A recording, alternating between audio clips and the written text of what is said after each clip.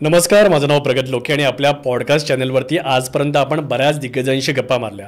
आजही आपल्याबरोबर राजकीय क्षेत्रातील अशीच एक हस्ती आहे जिच्याबरोबर आपण गप्पा मारणार आहोत. महाराष्ट्र म्हटलं, महाराष्ट्रातील जनता यांच्या समस्या म्हणा किंवा महाराष्ट्र भाषा संवर्धन यासाठी एक पक्ष नेहमीच हिरिरीने काम करत राहिला आहे, तो म्हणजे आपला महाराष्ट्र नवनिर्माण सेना पक्ष. आणि या महाराष्ट्र नवनिर्माण सेनेचे एक लढवई मावळे आज आपल्याबरोबर आहेत, ज्यांनी टोलमुक्तीच्या आंदोलनामध्ये भरपूर मोठा सहभाग दिलेला आहे. कोविडच्या काळामध्ये जेव्हा हॉस्पिटल्स मोठ्या प्रमाणात बिल्स वाढवत होते त्यावेळी पण त्यांनी खूप मोठ्या प्रमाणात आंदोलन केलं. त्याशिवाय मुंबईतले अनधिकृत फेरीवाले यांच्या विरुद्धचं आंदोलन म्हणा, मराठी भाषेचं संवर्धन म्हणा, कोविडच्या काळामध्ये शाळांमध्ये मोठ्या प्रमाणात जो गैरकारभार चालू होता त्याच्याविरुद्ध पण त्यांची आंदोलनं झालेली आहेत. असे आपले महाराष्ट्र नवनिर्माण सेनेचे सरचिटणीस श्री नयन कदम सर यांच्याशी आज आपण गप्पा मारणार आहोत. नमस्कार सर. नमस्कार प्रगतजी. सर, आपल्या बिझी शेड्यूलमधून तुम्ही आमच्यासाठी थोडा वेळ दिला तर त्यासाठी जरा पहिल्यांदा तर तुमचे खूप खूप धन्यवाद. आणि सर, पहिल्यांदा मला हाच प्रश्न विचारायचा आहे, नयनजी, तुम्ही पॉलिटिक्स हाच प्लॅटफॉर्म का निवडला आणि याच्यामागे तुमचं प्रेरणास्थान काय आहे? प्रगतजी, कसं आहे, मी एक पारिवारिक बॅकग्राऊंड वेगळं आहे आणि मी क्रिकेट खेळता अचानकमध्ये माझ्या एका मित्राला त्रास झाला, तर मी दुसऱ्या एका मित्राची हेल्प घेतली जो राष्ट्रवादीच्या पदावरती होता आणि त्याला ॲडमिट करून ती ट्रीटमेंट सगळं करून घेतलं, हॉस्पिटलाइज करून. ते बोललो, तुझ्याकडे वॉट आहे तुझी, लगेच तू ॲडमिट करून घेतलं, तू पण ये. तेव्हा मला वाटलं असं की नाही, आपण पण गेलं पाहिजे. तर त्या परिस्थितीत मी राष्ट्रवादीमध्ये प्रवेश घेतला. जवळजवळ 1 वर्ष मी राष्ट्रवादीत असेल आणि त्याच दौरान राजसाहेबांचा झंझावात सुरू झाला, महाराष्ट्र दौरा, ह्या सगळ्या गोष्टी घडायला लागल्या. ते बघितल्यानंतर मला जाणवलं की नाही, आता म्हणजे आपल्याला ही व्यक्ती एक आहे, लोकांचा विश्वास, महाराष्ट्रीयन लोकांचा, मराठी माणसाचा या माणसावरती आहे, तर मला ह्या पक्षात गेलं पाहिजे आणि मी मनसेत प्रवेश घेतला. समाजकारण करायचं असेल तर तुम्हाला एक राजकीय बॅकग्राऊंड लागतं. आज तुम्ही बघा, आता आम्ही जे कामं करतोय तर आम्हाला मनसे बोलल्यावरती, मनसेवाले आले बोलल्यावरती एक छोट्या गोष्टीला पण न्याय मिळवण्याची ताकद आमच्यामध्ये आहे. येस सर, तर पण राजकारण म्हटलं की तुम्ही भरपूर बिझी पण होता, मग अशावेळी मग तुम्ही पॉलिटिक्स आणि तुमचा फॅमिली लाईफ याच्यामधला बॅलन्स कसा मेंटेन करता? तो गंभीर प्रश्न आहे. म्हणजे याच्यावरती उत्तर देताना मलाही त्रास होणार आहे आणि प्रत्येक राजकीय माणसाला त्रास होतोच. कारण की जेव्हा आपण बाहेर निघतो तर घराकडे पाठ करायला लागते, त्याच्याशिवाय तुम्ही बाहेर वेळ देऊ शकत नाही. लोकांमध्ये जायचं आहे, फिरायचं आहे, बोलायचं आहे. 1:30-2 वाजेपर्यंत आम्ही घरी जात नाही. एक किस्सा सांगतो तुम्हाला. आता माझ्या बायकोचा वाढदिवस गेला आणि मला राजसाहेबांनी 5 तारखेला वाढदिवस होता आणि 4 तारखेला मला धाराशिवचा दौरा दिला. पण तेवढं घरातनं पाठबळ मिळतं, पाठिंबा मिळतो की तुम्ही जाऊन या, साहेबांचे आदेश आहेत तर आपल्याला जायला लागणार, तुम्ही जाऊन या. आणि आता सोशल मीडिया आणि ह्या सगळ्या गोष्टी आहेत, व्हिडिओ कॉलवरती शुभेच्छा दिल्या. पण समाजात जर फिरायचं आहे, करायचं आहे, तर ह्या गोष्टी थोड्या आपल्याला हे टाळायला लागतं. घरात थोडंसं आपल्याला सांगायला लागतं, समजवायला लागतं. मुलं आहेत त्यांनाही समजवायला लागतं. आणि राजसाहेबांनी खूप मोठा परिवार मला दिलाय, मनसेचा परिवार, कुटुंब हे खूप मोठं दिलं मला.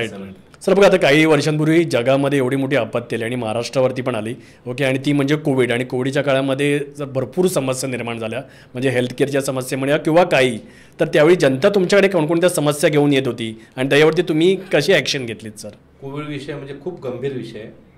खूप म्हणजे मला वाटतं जगामध्ये आणि शेकडो वर्षांमध्ये असा, ज्या पूर्वी काहीतरी प्लेगची साथ आली होती त्याच्यानंतर हा जो आजार आला, आई बोलायची मुलाला, तू तुझ्या घरीच राहा, माझ्याकडे येऊ नको. सख्खा भाऊ बोलायचा, भाऊ तू तुझ्या फ्लॅटमध्ये राहा, मी माझ्या फ्लॅटमध्ये बरं आहे. म्हणजे आपण घरातली लोकही एकमेकांना भेटायला तयार नव्हतो. अशा परिस्थितीमध्ये नगरसेवक, आमदार, खासदार हे लोकांना भेटलेच नाही. म्हणजे त्यांनी स्वतःचा जीव वाचवला. राईट. आपण मतदान करतो आणि विसरून जातो. मला वाटत नाही कोणता एखादा माणूस नगरसेवक, आमदार, खासदाराला फोन करत असेल की माझं काम आहे म्हणून. पण ह्या काळामध्ये जेव्हा त्यांची गरज होती त्याही काळात लोक आपल्या कामाला नाही आले. राईट. कोविड विषयामध्ये हॉस्पिटलची बिलं सरकारने कॅपिंग दिली होती की काय बेडचं चार्ज लावले पाहिजे. अशा परिस्थितीमध्ये 1,500चं कॅपिंग, 3,000, 7,000, व्हेंटिलेटर बेड 90,000 होतं. म्हणजे 10 दिवसात जर ॲडमिट केलं तर जास्तीत जास्त 90,000 ते ₹1,00,000 बिल झालं पाहिजे. ह्या परिस्थितीमध्ये 7-7 लाख, 8-8 लाख, 10-10 लाख अशी बिलं आवाजावी वावली गेली आणि त्याच्यानंतरही जीव वाचला नाही आहे. बॉडी देत नव्हते. मी आणि माझे सहकारी, मी अभिमानाने सांगेन की माझे सहकारी माझ्याबरोबर त्या हॉस्पिटलला जाऊन आंदोलन केलं आहे. तुमच्या माध्यमातून मी तुम्ही जनतेला सांगू इच्छितो, बोरलीमधील 4 हॉस्पिटलचे कोविडचे लायसन्स आम्ही रद्द केले. कारण त्याची बिल 8 लाख 9 लाख 10 लाख काजूपाड्यातला एक मुस्लिम व्यक्ती आहे बॉडी देत नाही आहेत. आम्ही जाऊन धमाल केली तिकडे, कारण की मनसेशाला दाखवल्याशिवाय यांना कळत पण नाही, बॉडी घेऊन दिली. अशा खूप खूप गोष्टी झाल्या आमच्याकडनं. शाळेची फी म्हणजे आपण मुलगा घरी आहे आपल्याकडे, आपण त्याला डेटा पॅक टाकून दिलेला आहे, आपल्या घरचं लाईट बिल चालू आहे आणि तो घरामध्ये टीचर त्याच्या घरातच शिकवते, तिचं घरात तिचं लाईट बिल चालू आहे, तिचा मोबाईल चालू आहे, शाळा बंद पडली आहे. मग मला शाळेची फी का भरायची? शाळेला पण कळलं पाहिजे. ठीक आहे, म्हणजे तुमचा जो पगार आहे माणसांचा तो द्यायला आमच्याकडनं फी घ्या, आम्हाला मान्य आहे, पण तुम्ही पूर्णच्या पूर्ण फी घेताय हे कितपत योग्य आहे? नंतर फी भरलेली आहे म्हणून ॲडमिशन कॅन्सल करतो, शाळेत बसून देणार नाही. आम्ही लढा दिला हो. बघा माझे व्हिडिओ फेसबुकवरचे बघा. शाळेच्या कपड्यांमध्ये जाऊन आम्ही विद्यार्थी दशेतला आंदोलन केलं, आम्हाला फी कमी करून द्या, आणि काही शाळांनी मान्यही केलं. काही चांगल्या माणुसकी दृष्टिकोनातनं काही ठिकाणी घरात देत झाली आहे, त्यांची फी माफ पण करून घेतली, आम्ही डिस्काउंट करून घेतला. काही शाळांनी मुजोरी दाखवली, नाही असं नाही, दाखवले आहेत असं मुजोर, पण त्यांना धड दिला आम्ही आमच्या पद्धतीने केलं. तसं लाईट बिलचा विषय होता. आपण घरी बसलो होतो आणि 1000 रुपयाचं लाईट बिल 4 ते 5000ला पोचलं. तुम्हाला आठवत असेल कशी आली ती. जनता त्रस्त होती, घरी बसली होती. आम्ही त्याच्यावर आंदोलनही केलं, अदानीवरती आंदोलन केलं, इतर इलेक्ट्रिसिटी कंपन्या त्यांच्यावर आंदोलन केलं. अक्षरशः रस्त्यावर बसलो की ह्या बिलांचं काय करणार. नाही, पण तुम्ही घरी बसले होते, त्यांचं स्पष्टीकरण आहे का गमतीदार आहे. तुम्ही घरी बसले होते, त्याच्यामुळे तुमचं सगळ्या घरातले इक्विपमेंट चालू होते म्हणून तुमचं बिल वाढलं. ठीक आहे, मान्य आहे. 3 बेडरूमवाल्याच्या घरी 3 बेडरूमचे AC चालले, त्याच्या लाईट्स चालल्या, मुलगा घरी, आईवडील घरी, त्यांचे पालक आजी आजोबा घरी असतील म्हणून 3 बेडरूममध्ये लाईट चालली असेल. पण 200 फूटच्या घरामध्ये 4 माणसं राहून द्या किंवा 6 माणसं राहून द्या, लाईट तर एकच आहे आणि पंखा पण एकच आहे, टीव्ही एकच आहे. 4 बेडरूमचे 3 बेडरूमचे टीव्ही वेगळे, हॉलचा टीव्ही वेगळा म्हणून वाढलं, बरोबर आहे. 200 फूटमध्ये 4 माणसं राहिली काय, 1 माणूस राहिला काय, मग बिल का वाढलं?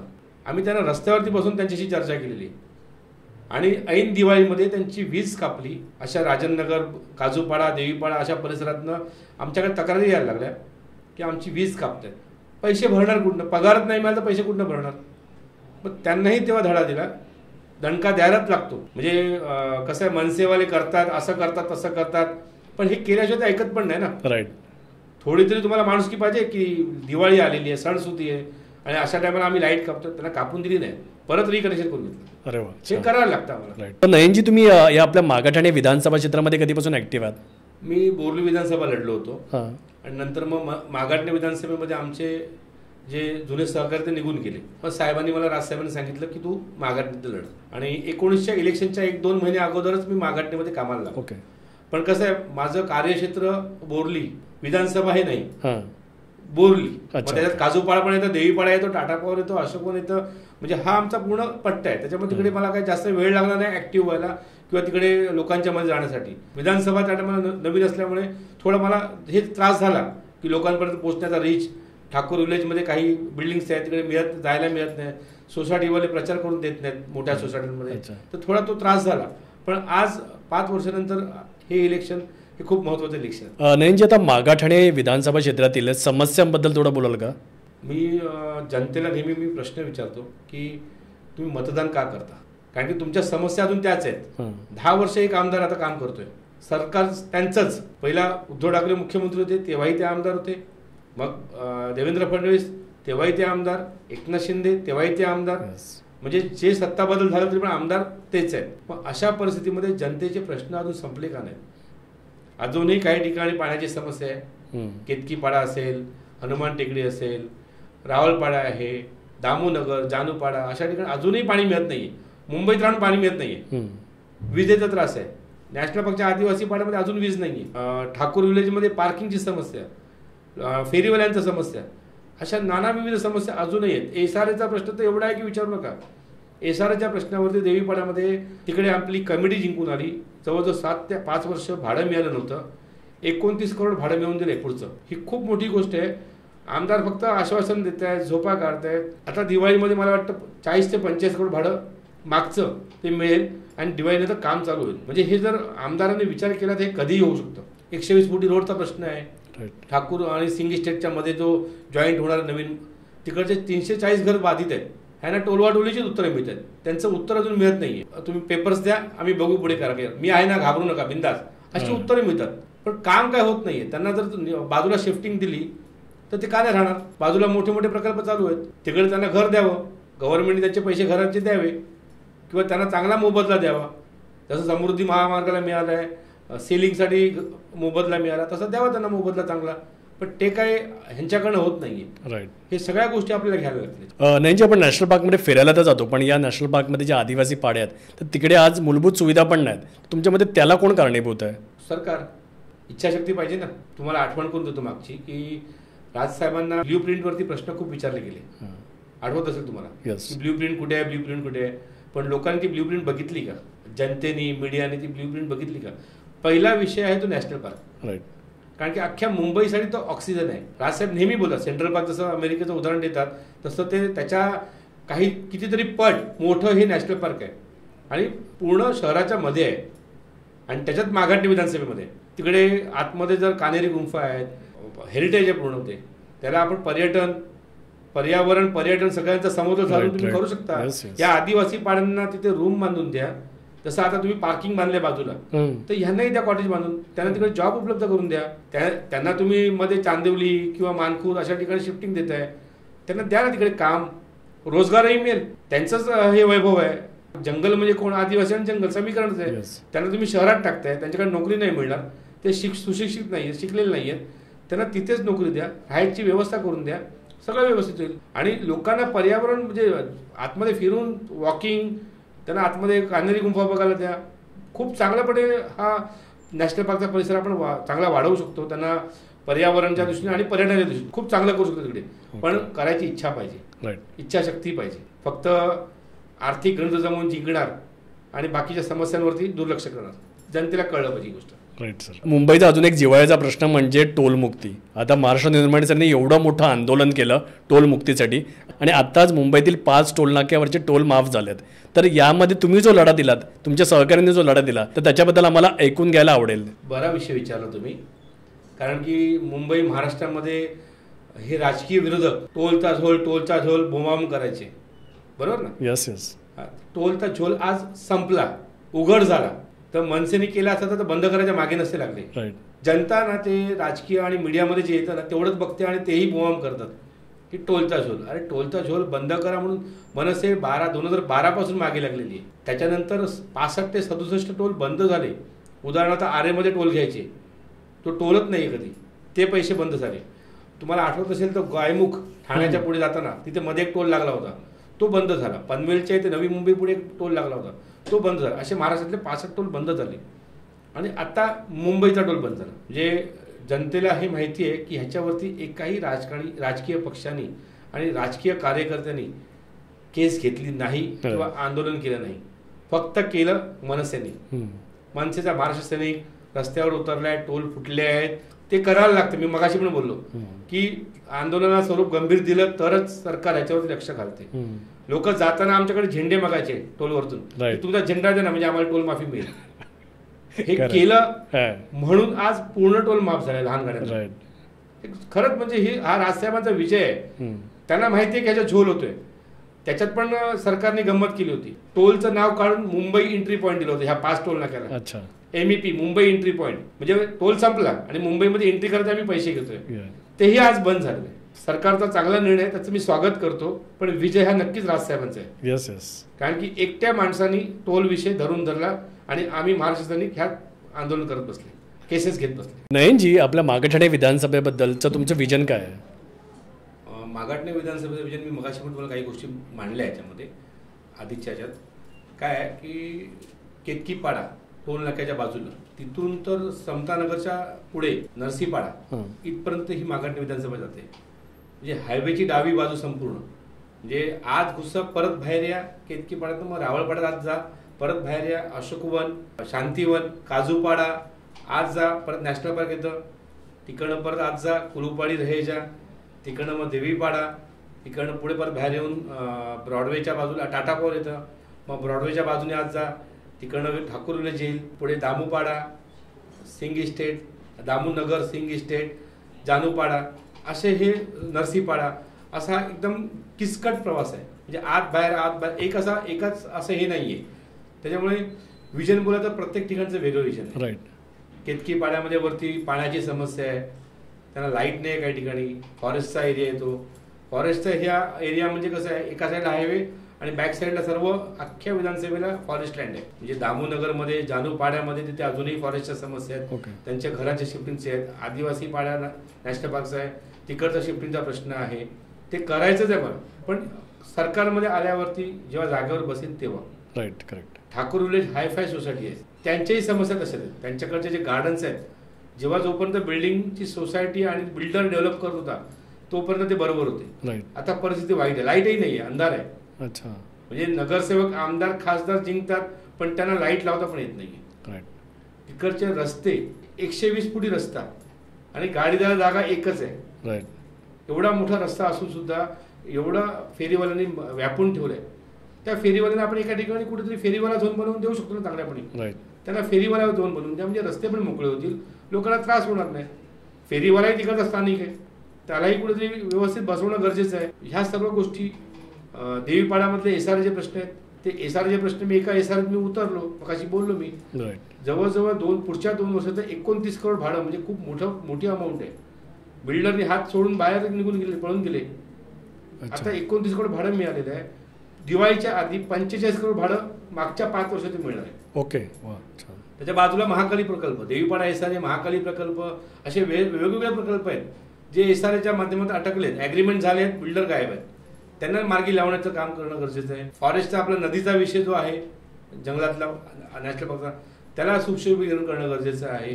त्याच्या जे पर्यावरणाच्या दृष्टिकोनात जे करता येईल ते करायचं आहे. नॅशनल पार्कमध्ये पर्यटन स्थळ म्हणून घोषित करावं लागेल. लोकांना यायचंय, ऑक्सिजन घ्यायचंय लोकांना. काजूपाड्यातील सुदामनगरमध्ये आत्ताही घरात पाणी घुसतं. म्हणजे मुंबईची ही परिस्थिती आहे. म्हणजे 26 जुलै आला हा भाग वेगळा आहे. नॉर्मल जरी चांगला मोठा पाऊस पडला तरी तिथे पाणी जात आहे. मुंबईमध्ये राहून सुद्धा पाणी नाहीये, लाईट नाहीये, ट्रॅफिक, आणि आपण कितीतरी वर्ष ह्याच समस्यांवरती आपण वोटिंग करतो. सर, आपण राजकारणामध्ये बघतोय यावेळी ना मोठ्या प्रमाणात धनशक्तीचा वापर होतोय. तर या धनशक्तीचा वापर आणि सामान्य जनता आणि सामान्य जनतेच्या समस्या याच्यावरती तुम्ही काय बोलाल सर? वारंवार ह्या गोष्टीवर बोलतोय मी, माझ्या भाषणामध्ये पण बोलतोय, सोसायटीत जातोय तेव्हा आवाहन करताना पण ह्या गोष्टी बोलतोय की तुमच्या सोसायटीमध्ये पेवर ब्लॉक टाकले तर पेवर ब्लॉकचा खर्च असेल 2 ते 3 लाख किंवा 5 लाख असेल. आणि फ्लॅट्स आहेत 500, 200, 300, 500 मोठ्या मोठ्या सोसायटी आहेत. तुम्ही ते 5 लाख रुपये डिवाइड करा, एका घराच्या मागे 1000-2000 रुपये येत आहेत. आणि 2000 रुपये जर एका घराच्या मागे येतात तर एका घरात मत आहेत 4, म्हणजे तुम्ही किती रुपये घेतले? 500 रुपये. बलाढ्य, चांगले सुसंस्कृत, आर्थिकदृष्ट्या सबळ अशा सोसायटी आहेत. तुमच्या जर सोसायटीने तुम्ही जर पैसे काढले तर 1000 रुपये आरामात तुम्ही काढून त्या पेवर ब्लॉक टाकू शकता. आणि तो जो फंड आहे तो चांगल्या ठिकाणी मार्गी पण लागेल, कामाला येईल. रस्ते बनतील, पाण्याची पाईपलाईन छोटी असेल तर मोठी टाकता येईल, कुठेही तो फंड यूज करता येईल. गार्डन मध्ये मी बोललो ज्याप्रमाणे गार्डनच्या समस्या आहेत, त्यात लाईट लावणं, फुटपाथ, या सगळ्या गोष्टी आपण करू शकतो. पण तो तिथे वेस्ट जातोय. आणि गरीब वस्तीमध्ये ज्यांचं हातावर पोट आहे, रोज कमवत आहेत, त्यांच्याकडे 2000 रुपयाचं वोटिंग, एका वोटला 2000 रुपये. जर 4 वोट असले घरामध्ये तर 8000. आणि तुम्ही किती रुपये घेत आहेत? 5 लाखात सोसायटीच्या लाजा टाकल्या आणि तुमच्या घरी आले 500 रुपये आलेत आणि ते 8000 घेत आहेत. ही कंपॅरिझन नाहीये. ते गरीब आहेत, त्यांना खायचे वांदे, म्हणून ते पैसे घेत आहेत आणि मतदान करतात. पण तेही मतदान करताना विचार करतात की कळवा करायचा. कारण की मागाटणीमध्ये 3 इलेक्शन झाले, 9, 14 आणि 19. 9ला मनसेचे आमदार जिंकले आणि समोर हे हरले होते आमदार, आणि दोघांनी धनशक्तीचा वापर केला. एकदा हे जिंकले, 14ला हे जिंकले. म्हणजे एकदा ह्यांचे पैसे घेतले, एकदा ह्यांचे पैसे घेतले दोघांचेही पैसे, आणि मतदान विचार करून केलं. 19ला स्ट्रेट दोघांची लढत होती, त्याच्यामुळे भाजप शिवसेना एकत्र असल्यामुळे सगळे ते त्यांची मतं वाढली. आणि ह्यावेळी मी 100% तुम्हाला सांगतो की जनता समजदार झालेली आहे. म्हणजे वर्गणी एवढी वाटली गेली की विचारू नका. एवढी गणपतीला वर्गणी वाटली, तुम्ही बॅनर्स बघा ना, म्हणजे आवाज तर बॅनर लागले आहेत, त्याला काय कोणाचं कायद्याचं काय हे नाहीये. कितीही बॅनर, आता आचारसंहिता चालू आहे तरीही बॅनर लागले होते त्यांचे. ती जी जनता आहे ती कंटाळली ह्या गोष्टीला. फक्त पैसे मिळत आहेत पण काम काय होत नाहीये. आणि 3 पक्ष लढणार त्यावेळी. आता उबाटा गटाचे उमेदवार आहेत आणि शिंदे गटाचे आहेत आणि मनसेतनं मी आहे. तर 3 तिरंगी लढत आहे. मागच्या वेळेस दुरंगी लढत होती. एकट्याने 42,000 मतं घेतली. राजसाहेबांच्या ताकदीवरती 42,000 मतं घेतली. ही मतांचं जर आपण विभाजन बघितलं आणि जे आम्ही ग्राउंडला काम केलंय कोविड काळात असेल सगळ्या गोष्टी, लोकांना आलेला किळस या राजकारणाचा, कोण कोणाच्या पक्षात मागच्या वेळी कुठे होते यावेळी कुठे आहेत म्हणजे विचारायला लागतं, अरे तू कोणत्या पक्षात आहे आता. आणि त्या बाबतीत मनसेला कोण विचारणार नाही की तुम्ही कोणत्या पक्षात होते पूर्वी. आम्ही राजसाहेबांच्या पाठी विश्वास ठेवून उभे. ह्या सगळ्या राजकारणाला कंटाळल्यानंतर मला असं दिसतंय की जनता ह्यावेळी राजसाहेबांवरती विश्वास टाकेल आणि एकदा राजसाहेबांना संधी देतील. आणि ह्या संधीचं आम्ही नक्कीच सोनं करू. धनशक्ती ह्यावेळी अमाप वारेमाप म्हणजे विचार करणार नाही एवढे पैसे टाकतात. टाकले, गणपतीपासून सुरुवात झाली त्या टाकण्यामध्ये. गणपतीला टाकले, नवरात्रीला टाकले आणि टाकत राहतील. की पैशाचा विषय कसा आहे, लोकांना घरात गरजेसाठी पैसे लागतातच, पण गरज संपली की माणूस मग विचार करतो की मला आता पुढे काय करायचं आहे. आता पुढचा विचार करतील ना माणसं तर नक्कीच ह्या पैशाचा चुराडा करतील. आणि जिथे काम दिसतंय, जो काम करू शकतो, शिकलेले सुशिक्षित व्यक्ती समजदार बनतील असं मी समजतोय. आणि ह्यावेळी मतदानामध्ये ते रूपांतर होईल. आणि नक्कीच ह्यावेळी मनसेचा आमदार आणि राजसाहेबांचं स्वप्न माघारणी विधानसभेमध्ये पूर्ण होईल. Yes sir. नाही, राजसाहेब स्वतः पण म्हणाले की सगळ्यांकडून पैसे घ्या पण वोट काम करणाऱ्या व्यक्तीला द्या. नक्कीच बरोबर आहे. Yes sir. आपल्या पॉडकास्टचे ना मेजॉरिटी ऑफ व्ह्युअर्स आहेत ना ते कोकणी आहेत, तर तुम्ही कुठून सर? तुम्ही कोकण पुत्र आहेत. हां, मी पण कोकण पुत्रच आहे. आणि मी गुहागर, आमचं गाव पोमेंडी, जवळजवळ 10 किलोमीटरवरती समुद्र किनारा आहे. गुहागर तळ, शृंगार तळीवरतून. आणि सोमेश्वराचं स्थान आहे आमचं. महादेवाचं स्थान आहे, ग्रामीण गाव दैवत. चांगलं टुमदार गाव आहे, विचारांचं गाव. त्याच्यात आम्ही पाहुणे आहोत. आणि कदमांची बाकी चिपळूण साईडला कदमांची आमची गावं सगळे आहेत. पण तुमचं मेन तुम्ही आहात, तुम्ही एक कोकण पुत्र आहेत, त्याच्यामुळे मला तुमच्या बरोबर बोलायला खूप आवडलं. यस, धन्यवाद सर. नयनजी, मागाठाणे विधानसभेमध्ये पण मोठ्या प्रमाणात कोकणवासी आहेत, तर तुम्ही त्यांना काय सांगाल सर? मागाठाणे विधानसभेमध्ये कोकणवासी आहेत आणि मोठ्या वर्गात आहेत. म्हणजे मराठी जेवढे आहेत त्याच्यातले जास्तीत जास्त हे कोकणवासी आहेत. तसं मागाठाण्यातनं मराठी आणि कोकणी जनता जास्त असल्यामुळे महत्त्वाचा प्रश्न म्हणजे मागाठाण्याचा असा होता की जेव्हा गणपती शिमग्याला जायचं असेल तर बोरलीहून ट्रेन नाही. मग इथून जा CST कुर्ला, तिकडे गेल्यानंतर सकाळी 5ची ट्रेन, इथून 1 नंतर ट्रेन बंद, लोकल बंद, टॅक्सी पकडा आणि तिकडे जा. किंवा मग लोकल चालू असेल तेव्हा 12 वाजता जा आणि तिकडे जाऊन थांबा, ही परिस्थिती. आणि पहिली जी मागणी कोकण रेल्वे बोरलीचं चालू करावी ही मी केली, मनसेने केली आणि आता चालू झाली. पियुष गोयल आले आणि त्यांनी लोकसभेत पण सांगितलं की मी चालू करतो. मागणी करणारे आम्हीच होतो. जवळजवळ 4-5 वर्षापासून आम्ही मागणी करतोय. यापूर्वी चालूही होती, ती पुन्हा चालू झाली. ती खरंच चांगली गोष्ट आहे. आज एक सुटकेचा श्वास की इकडनं डायरेक्ट वसई मार्गे जातोय आपण, तो पुढचा प्रवास वाचला. तसंच महत्त्वाचं म्हणजे तुम्ही गणपती बघितले. आता या गणपतीत परिस्थिती काय होती, हायवे बनावा, जवळजवळ कितीतरी वर्ष रखडलेला हा कोकणचा हायवे आपला, तो रखडला. त्याच्यानंतर राजसाहेबांना खाली उतरायला लागलं, रस्त्यावरती आंदोलन केलं, अमित साहेबांनी मोर्चा काढला या रस्त्यांवरतून, आम्ही स्वतः होतो त्याच्यामध्ये, तरी अजून पूर्ण नाही झाला. आणि ह्या गणपतीला लोक 15-15 तास 20-20 तास रखडले होते रस्त्यावरती. आमदारांनी एसट्या सोडल्या, 100 एसट्या, 50 एसट्या, 200 एसट्या, पण सुविधा काही नाही. त्या एसट्या रस्त्यातच रखडल्या होत्या. हे फ्री वाटण्यापेक्षा तुम्ही रस्ते नीट करून द्या लवकर. झाले तुमची 10 वर्ष, अजून करणार काय? सत्तेमध्ये तुम्हीच आहात. मी जनतेला म्हणून मी नेहमी आवाहन करतोय की या भूलतापांना, फ्रीच्या वाटपाला भुलून जाऊ नका. आपला जो त्रास आहे तो तसाच त्रास चालू राहतोय. मग हे मतदानामध्ये लक्ष द्या की यांना द्यायचं का? फ्री एसटी देऊन आम्हाला तर काय म्हणजे गाड्या पळवल्या मध्ये मध्ये, तिथे एसटीची वाट बघतोय, एसटी गायब आहे, अशी लोकांच्या चालू होती. ह्याच्यात लोकांनी विचार करायला लागला. आणि कोकणी जनता, आपली कोकणी जनता विचार करणारी आहे, असंच काहीतरी हे नाही करत, विचार करणारी जनता सगळी. मागाठाण्यामध्ये कोकणी जास्त असल्यामुळे माझा एक प्रयत्न आहे किंवा माझा विचार आहे की मला कोकण भवन बांधायचं आहे. कोकण भवन बांधल्यामुळे काय होईल की जे गाववाले येतात त्यांच्या मिटिंग्सला जागा नसते, तर ती जागा तिथे उपलब्ध होईल. येणारे उद्योजक, आंबा विक्रेते असतील, काजू विक्रेते असतील आणि अजून खूप उद्योजक आपल्या कोकणामध्ये हे आहे, मेवा आहे, तर तो त्यांना कुठेतरी एक स्थान मिळेल. त्यांच्या जसं एक्झिबिशन सेंटर आहे कोकणातल्या येणाऱ्या माणसांना, तर ते एक व्यवस्थित स्थान मिळेल. पर्यटन हा मोठा विषय आहे. तिकडे आपल्याला माहितीच नसतं की कोकणात गेल्यावरती काय करायचं. डायरेक्ट माणूस गोव्याला जातो. आपल्या मोठी समुद्र किनारपट्टी आहे, तिथेही ते नॉलेज हॉल, विद्यार्थ्यांना अभ्यासाला अभ्यासिका असेल त्या कोकण भवनमध्ये, कोकणातला येणारा जो आपल्याकडे मुंबईत शिकायला येतो, युनिव्हर्सिटीला येतो मुंबई, त्यांच्याकडे जागा असेल. असा मला एक व्यवस्थित कोकण भवन बांधून कोकणी माणसाला सुपूर्द करायचं आहे. येस, ही माझी मोठी इच्छा आहे. येस येस, धन्यवाद सर. सो आज नयनजी इकडे आले आणि त्यांच्याबरोबर आपण खूप चांगल्या गप्पा मारल्या. त्यांनी खूप चांगले राजकीय खुलासे पण केले. पण नयनजी, शेवटचा प्रश्न, तुम्ही आपल्या या सगळ्या महाराष्ट्राच्या जनतेला काय संदेश द्याल सर? प्रथम तुमचे मी आभार मानतो की तुम्ही एवढा वेळ दिला आणि अशा गप्पा मारल्या आणि महत्त्वाचे प्रश्न तुम्ही विचारले, ते खूप चांगलं आहे. आणि मी जनतेला मी आवाहन करीन की हे जे राजकारण चाललं आहे महाराष्ट्रामध्ये, हे यापूर्वी कधी झालं नव्हतं. आपला महाराष्ट्र सुसंस्कृत महाराष्ट्र आहे. तर फोडाफोडीचं राजकारण असेल किंवा बाळासाहेबांच्या विचारांना एकदम तिलांजली दिली गेली आणि काँग्रेसची हातमिळवणी झाली, ह्या सगळ्या गोष्टी एकदम वाईट परिस्थितीत चाललेलं जे राजकारण आहे, तुम्हाला मी एवढंच आवाहन करीन की काम करतोय ना माणूस, त्याला मतदान करा. आम्ही मागाटणीसाठी विजन घेऊन मी आलेलो आहे. मागाटणीमध्ये काय काम केलं पाहिजे हे सगळं घेऊन मी तुमच्यासमोर आलो. आर्थिकदृष्ट्या मतदान करायचं असेल तर तुम्ही करा, मग रडू नका नंतर. मग पण तुम्हाला अधिकार नाही कोणत्या राजकारणाला बोलण्याचा. तुम्ही काम करायला आलेल्या माणसाला संधी देऊन तर बघा. महाराष्ट्रामध्ये राजसाहेब जो झंझावात करतायत, मराठी भाषेला घेऊन चालतायत, इतर भाषिक द्वेष करतायत आणि आपलाच माणूस राजसाहेबांच्या पाठी उभारत नाही. मी महाराष्ट्राच्या जनतेला अपील करेन की तुम्ही राजसाहेबांच्या मागे उभे राहा.